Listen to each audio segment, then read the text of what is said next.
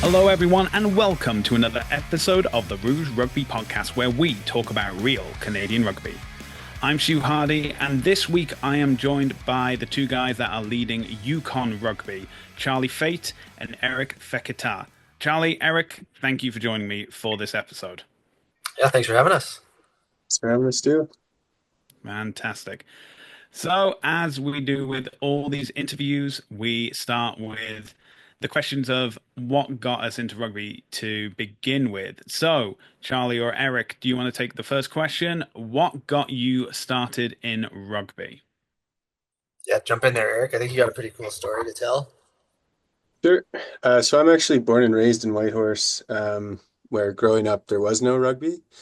And I got started at university in Halifax at the University of King's College. So Hmm. me and a few other guys growing up with no contact field sports like football or rugby, it seemed like a pretty,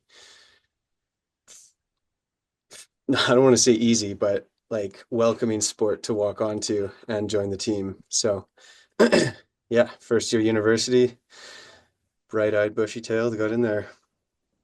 And you, Charlie, what got you started? Yeah, I think mine is kind of more similar to what most people in Canada have, in the sense that I grew up in Ontario before moving to the Yukon, so I could actually play rugby in high school. And then, right around finishing off high school and I was heading off to university, I thought to myself, I still want to do something. I don't know what it is. And I had a coach who kind of pushed me in the right direction of going to join a rugby team. He happened to be the coach at where I was going to school there. So, yeah, as soon as I got to university, I attended the University of Waterloo. As soon as I got there, I kind of met the guys, met the coaching staff, and really got my first exposure into what Canadian rugby culture is like. And as soon as I got in there, I was hooked on it. So, yeah, it was just kind of a fortuitous situation. Someone gave me the suggestion and never looked back. Okay, that's cool. Um, so Charlie, I'll continue with you. Who was a figure that was influential when you started playing rugby? Yeah, I think one of the coolest things that really influenced me, especially as like a new player, I hadn't been playing in high school that long before going to play at Waterloo, and you get into the OUA and there's a ton of good players, and I don't know if you guys remember the name Connor Trainer. He played with the national program for years, and he happened to be going to Western at the same time, playing in the OUA. So I thought to myself, this is pretty cool that you can play in regular university loop, and there are guys out here in this league who are also playing on the national team. And I thought that was really something that I thought was impressive, because a lot of kids, maybe you don't play rugby growing up, you play other sports. Like, pick on hockey's a good one. Everybody plays hockey and everybody wants to go to the NHL, but there's never really that connection, right? There's always like a little bit of a disconnect if you're Hmm. if you're playing a mainstream sport like that. So then get into rugby and playing in the OUA and seeing some of these guys who are like, wow, that guy, he's a national level athlete. He's playing in the same loop as me. Like, he's really good, but this is pretty cool. I thought that was something that I really admired going into rugby, that you could just be kind of somebody from anywhere across Canada and have a chance at playing rugby at a super high level. And same question to you, Eric. Sure. Playing in Halifax, I think very influential figure would be Adam Enchin, who was when I switched over to Dalhousie, was my first coach there, and kind of galvanized like the hard work of actually trying to be competitive and working on to a squad in the first 15s. He remember when I first switched over, I was a back, I was a 13, and he was like, you don't have the IQ to play to play in the back, so to the forwards you go. And I think it was one of the best pieces of advice I got, because I loved moving up to the back row. And then I later got the chance to coach alongside Adam. So yeah, learned a lot from that guy. And yeah. Great, great to hear. And who is a player that you love or loved to watch them step onto the pitch and play? They don't have to be Canadian. They can be anyone from games that you watch? Eric, I will ask you this first. My first favorite player was George North. Um, Mhm. I kind of got into rugby during like that golden age of Welsh rugby. So, Hmm. um, just watching the highlights of George North, like picking up Israel Folau, and then yeah, just seeing such a beast on the wings there was that kind of got me going. And yeah, I mean later on, like Sam Warburton too, like watching just the probably the best qualities of a captain of like the finest British Irish Lions captain. Um, that was a yeah, huge figure to learn from. So I know that's two guys, but I'd have to say those two guys would be the biggest yeah, superstars for me. So And who did you love to, or still love to watch play, Charlie? Yeah, I really like Johnny Sexton. Gotta say, he really had some skill. Big Irish rugby fan here, so watching him distribute the ball out the back line, his IQ is unbelievable.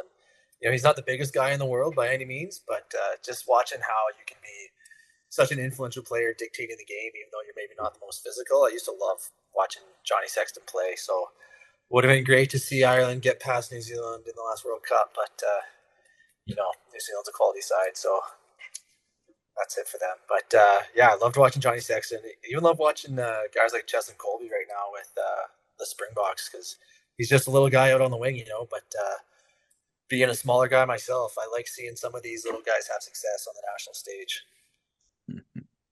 Yeah, that's fair. That's fair. Okay, let's move on. We're going to talk about Yukon Rugby. So, doing a bit of research for this interview, I found out that it appears Yukon Rugby first emerged in 2015. However, this was more as like an unregistered society. So, it's not like BC Rugby or Rugby Ontario. It was separate. It wasn't backed by Rugby Canada or anything along those lines. How did that come about? Charlie, I'll send this over to you.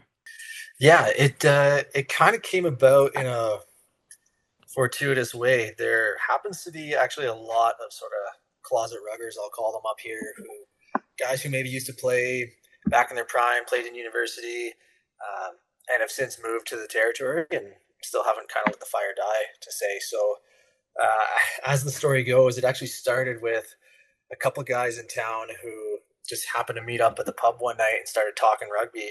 And they decided, hey, what would be fun is if we could get a group of us out and maybe play some touch every now and again. And sure enough, after that, the numbers started to trickle in. Somebody had the bright idea to create a Facebook group, try and advertise, hey, let's start playing some touch. There's a bunch of us who know the game well. And I mean, we had guys from, we had Japanese guys, Tongan guys, Filipino guys, everybody just kind of slowly coming together. And that's really what sort of built this idea back in 2015 of, Yukon Rugby, despite the fact that it wasn't anything registered. We figured, we got a group of people here. Let's call ourselves the Yukon Rugby Federation. But at that point in time, it was just totally informal, just a bunch of guys trying to keep it going, playing some touch, no real contact for a while. But it did start to snowball afterwards. Maybe Eric, you can kind of field the next one here on where did that first Anchorage tour come into play? Because I think that's really what started to get people hooked back into it. Was that Yeah, opportunity? yeah, that was something I wanted to ask about because the information I could find was little, but it seemed as though that every year there would be a tour to Anchorage to play games. So, um, going over to Alaska, going to play those games there. What were those tours like? Yeah, jump in on that first one there, Eric. How was that first tour? sure. First tour for me, it was yeah, my first ever rugby tour. So I was 19. Um, a 15-hour bus ride um into Alaska. Um, in one of our members' RVs, just basically packed full of rugby players and about four flats of beer from our sponsor. Um, I think one actually made it to the house that we were supposed to give it to. Um, but yeah, like 15 hours on the road for a weekend of rugby. You get into some shenanigans on the road. So, um, I don't know. Are we allowed to really get into that? The golden shower toe cocktail. And yeah, lots of that. And then like getting to the field in Anchorage. So I think we left at like 5 in the morning, um, drove for 15 hours. So we get in sometime in the evening and no hotels. We actually camped on the field that we were playing on the next day. So we had tents in the RV, and some of the Anchorage players came out and hosted us. We had a few beers, and then you wake up and crawl out of your tent like it's a festival. Like there was literally rugby going on like Mm. 3 feet away on the field. Um, and that was the Midnight Sun Anchorage tournament. So yeah, and that was 10 years ago this year. I think it was 2015 was our first tour. So yeah, that was really cool, especially because I'd only started playing about a year prior. So like the whole concept of a tour was pretty novel. Um, and yeah, like Anchorage knows how to host. So yeah, that was amazing. And then like basically 2 days of rugby and then back on the road for another 15 hours. Um, yeah, lots of interesting things. We had a mobile change room, which was just a wall tent, like a classic thick wall tent that we came charging out of as the Gold Diggers.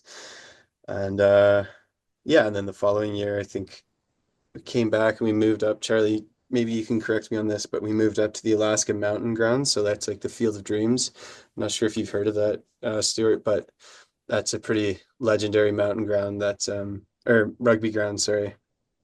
That Mm. that was pretty epic to like be up in the mountains of Anchorage and you're looking out over the Kenai Peninsula, and like it's pretty amazing to be that far north and have grass that like lush and an even field with full standing uprights. So yeah, 2 years of that was, well, I think that's all I did before I ended up spending my summers in Halifax. But Charlie, maybe you can fill in the blanks there. Yeah, those Anchorage tours were amazing, and just kind of piggybacking off what Eric said there with the idea, like you got to be pretty committed to drive 15 hours one way to go to Anchorage, play rugby for just a weekend, and then come on back. But like you said, the tour is a special place, a special time to be with a bunch of these Yukon ruggers. So at that time, because we were an unregistered society, we didn't really need anybody's approval to go. It was just one of these things like, all right, throw your hat in the ring and let's try and get together 7 to 10 guys to see if we can field a team. And we're going to hop back in this RV and drive out there and see what we can do. So we did that for a number of years. And again, yeah, because we weren't a registered society or anything like that, it was just, there were no hoops or red tape to kind of go through. So we'd hit the road and we'd go out, and we actually spent the next few years making it an annual thing. Pretty much kept it going right up until COVID kind of shut things down. But we had some success with that tour too. Back in 2016, um, we actually did pretty well. I can't remember if we came second or third. Things go kind of meshed together at this point, but yeah, we did pretty well in that one tour back in 2016. We came second or third, and we actually made a couple teams a little bit upset that we beat them. But we haven't been back since 2019. We went, and then COVID's kind of stopped it. But we actually Mm. also had one of our women's players when we didn't have enough women to field a team. We actually had one of our women's players join up as a winger with the USA All Stars team that they usually field it there, and she actually won the whole tourney with them. That was Mm. back in 2018. So we've had some success there in the past, and yeah, back in 2019 we were happy. That was our last year we went, but we actually sent both a men's and a women's team for the first time, so that was pretty exciting. So we're going back again this year. I mean, knock on wood, hopefully nothing changes and stops that, but we're going back this year with whopping 4 teams, so 2 men's teams and 2 women's teams. So the program is growing unbelievable. So it's almost like we can't keep people away from it. So it's going to be a good time this summer. We're looking forward to going back for the first time in a while. Yeah, it sounds like some good memories from those tours. But let's talk on to like the modern version of Yukon Rugby. You're now a registered federation, um, but obviously, as you mentioned, like COVID put a halt on a lot of sporting programs, including Yukon Rugby. What was your inspiration to revive Yukon Rugby and actually make it a federation? I'll send that over to Charlie. Yeah, it was. It kind of started just off this single idea. So I work as a teacher and at a local high school here, and I thought to myself, coming out of COVID, a lot of the kids haven't been able to do much. They can't play many sports, and even to begin with, there's not a whole lot of opportunity for kids to play high school sports here in the Yukon. Usually, you got to Mm. pick between volleyball, basketball, hockey. Those are kind of your main ones. So a lot of kids don't fit that mold. So I thought to myself, you know what? Some restrictions are being lifted. Um, I'm gonna put all my effort into. I'm just gonna get a high school team going here. I'm gonna find 7 kids, and we're gonna play some. We're gonna play some rugby. And if I can get 7 kids interested, then maybe we can find a sevens tour somewhere. Let's keep it nice and simple. And it was at that time when I was trying to get a team going for my local high school that I connected with a few buddies of mine down in Calgary who play with the Canucks Rugby Club, and they mentioned the Clearwater Cup was a big high school sevens tourney that happened in the springtime, and that would have been perfectly lined up for us. So that year, really just kind of went full on with that idea that like, hey, we should get a high school team going to this competition, and then from there, the next idea pops in. It's like, well, if we can get it at the high school level, maybe we can do it at a city level, or maybe we can take these high school kids to Canada Summer Games sometime. And at this point, it was just kind of crazy talk. Um, but really, that's what stemmed the revival of Yukon Rugby, was wanting to get it going in the high schools and get some kids going to Canada Summer Games. So in order to do that, we really had no choice but to become a registered society. So that's when we started looking into, all right, up to this point, Yukon Rugby has always been sort of an off the books type of organization. But if we really want it to grow, we really have no choice other than to become a registered society and see if we can become more recognized in that sense. So I spent a lot of time actually trying to connect with Rugby Canada on becoming one of their provincial unions, um, to no avail at that point, but probably for the better, because that led us to reaching out to BC Rugby to see if we could become an affiliate member over there.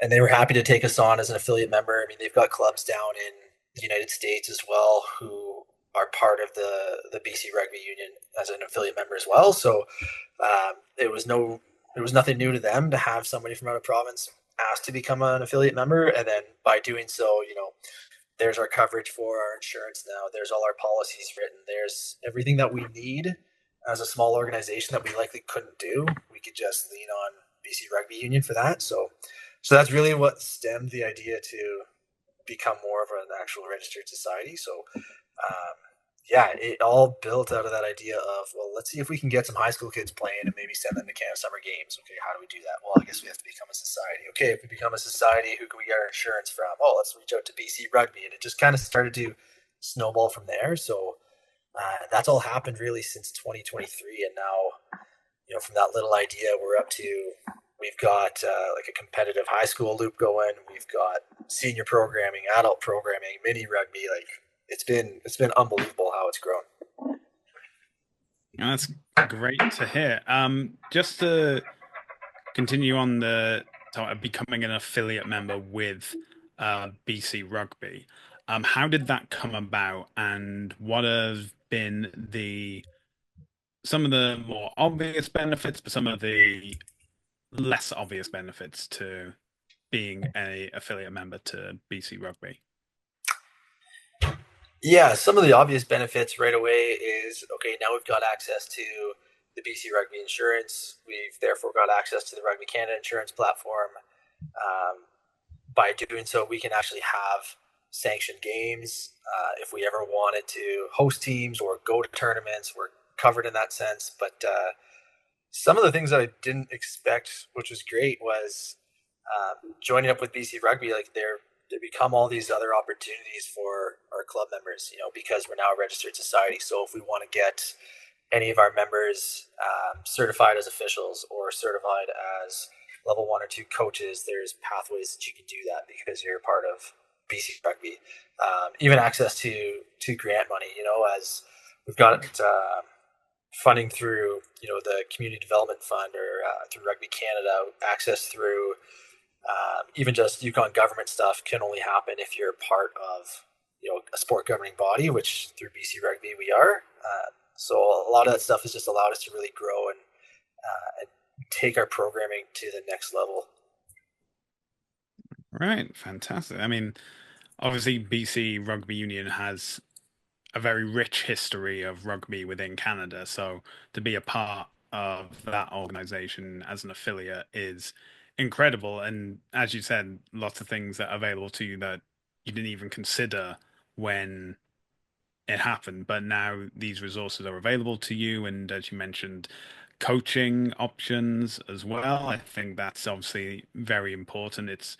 I mean, I understand having like high school kids playing, but if there's no one to coach them, then you're obviously still stuck at square one. So that's fantastic to hear. Um, Now, earlier you mentioned about going on tours and going to, I think we'll focus first on something you mentioned about the Canada Summer Games. Now, as you can tell by my accent, not from Canada, didn't go through the education system in Canada, and I'm not really entirely sure on what the Canada Summer Games are.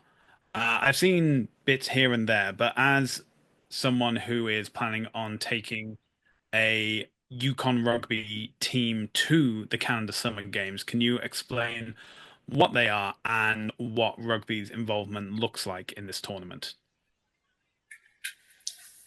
Yeah, so the Canada Summer Games, that's I mean, they have them. It's kind of like the domestic Olympics, I suppose, for Canadian sports. So there's a Winter Games every 4 years, and there's a Summer Games every 4 years. So recently, I suppose recently, but over in the last few years, the Canada Summer Games has just recently added both men's and women's rugby sevens to it. So it's relatively new for players from all provinces. And so we thought this is a good time. We're picking up momentum here. I wonder if we're going to shoot for some sort of goal, let's see if we can get in on this national level competition as team on. So yeah, the Canada Summer Games, like I said, happens every 4 years for different age groups of youth across Canada. Tons of different sports. I mean, there's beach volleyball, kayak, canoe, rugby now, but a ton of different sports, softball, track and field. So in the rugby division, they've got men's U20 and then they've got U18 girls. And so we thought, you know what? Let's see if we can put some effort into building up our coaching, building up our skill with the high schoolers, and see if we can get them to the point where we can actually send a Team Yukon to this competition. And it's never been done before. So there's never been a Team Yukon rugby team ever. So we're pretty excited that we've got to this point. We're hoping that it really gets us a bit more exposure with the community back here and can show people that, oh yeah, like there are options. You can actually like play on a Yukon rugby team. But even more so than that, like I think it's going to be massive for the Canadian rugby community in general, for some of these other provinces to see like, oh wait, rugby exists in Canada's north. I had no idea.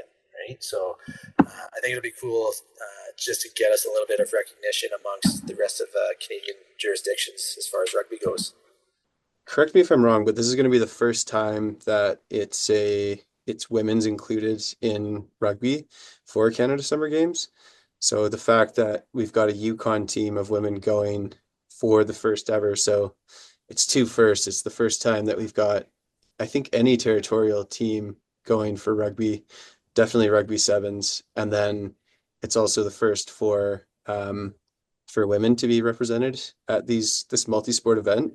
So it's kind of monumentous for the sport, but especially in the Yukon, and like just on both men's and women's. I can say like coaching the men's, we've gone from like once a week, maybe twice a week practices that is sometimes well attended, sometimes not, to about the full team coming out 4 or 5 days a week for training.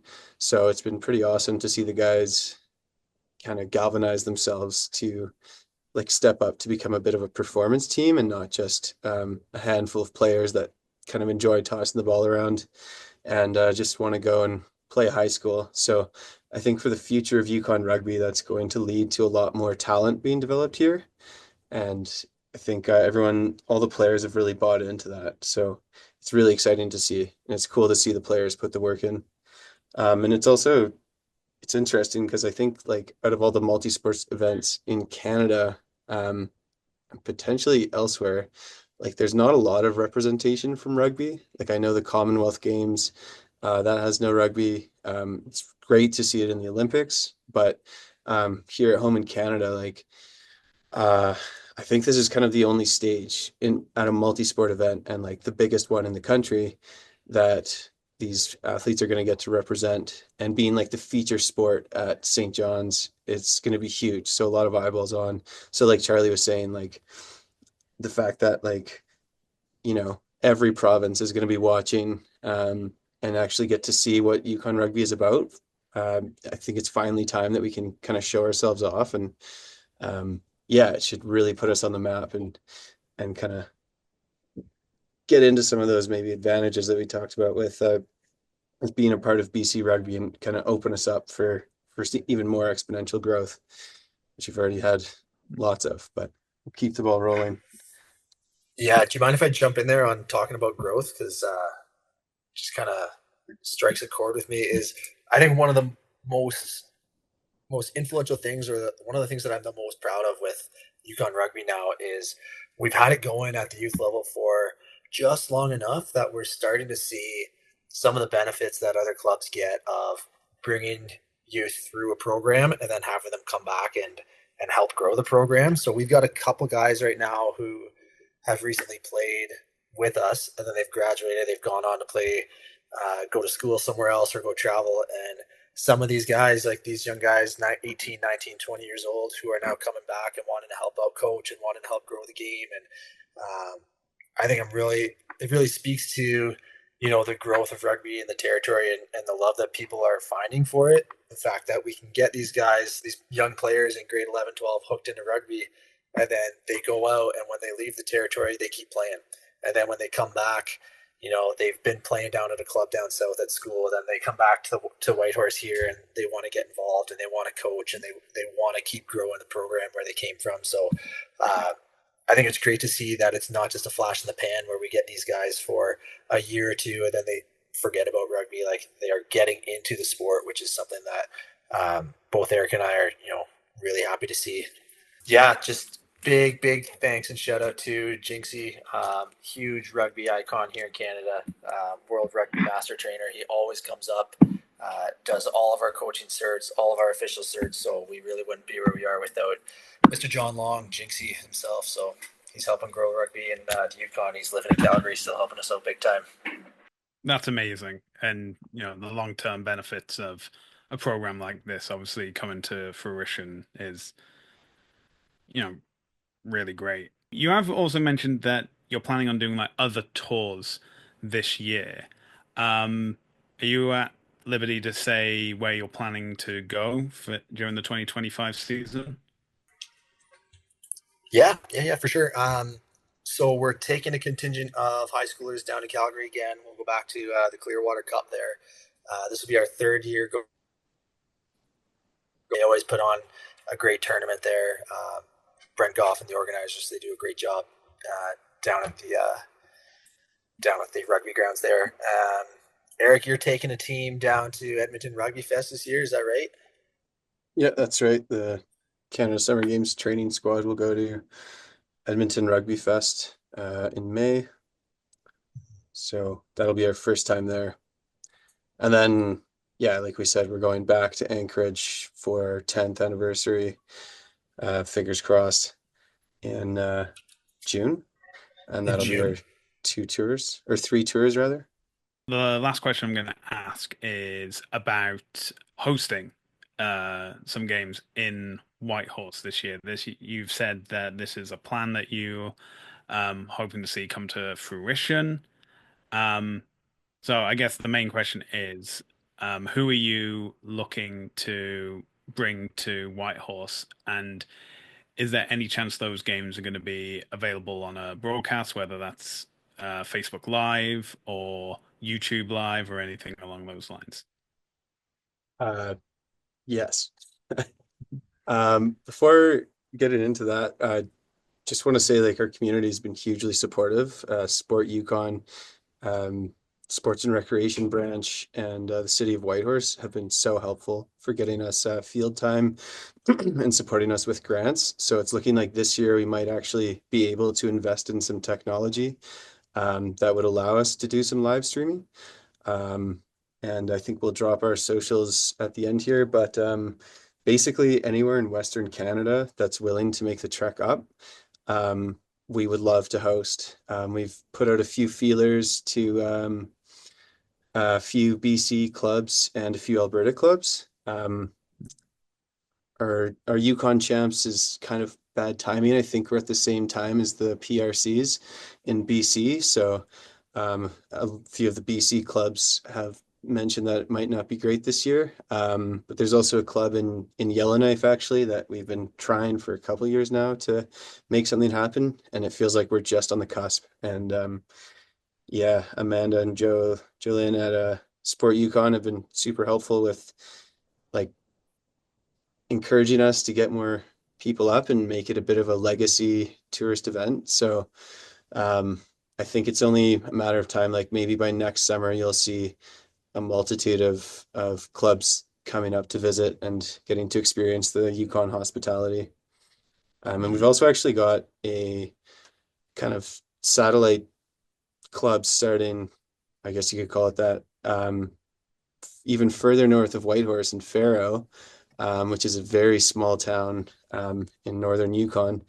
And we're looking at potentially bringing down some players from rural Yukon into play in Whitehorse. So that's not from down south, but it's weird to say as someone in Whitehorse that you might be taking some players down from even further north. But yeah, kind of the larger goal I think is to definitely have a tournament once a year that is going to have at least one club from down south or from Yellowknife that's going to come and yeah take part.